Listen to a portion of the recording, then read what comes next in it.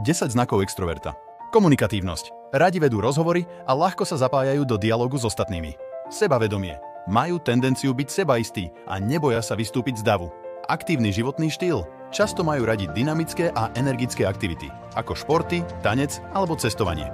Prívetivosť. Sú priateľskí a ľahko si vytvárajú nové priateľstvá. Tímová práca. Preferujú prácu v tíme a užívajú si kolektívne projekty. Rýchle rozhodovanie. Vedia rýchlo a rozhodne konať, často bez dlhého váhania.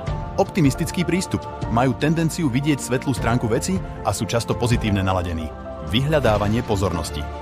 Často túžia byť stredobodom pozornosti a užívajú si, keď sú v centre diania.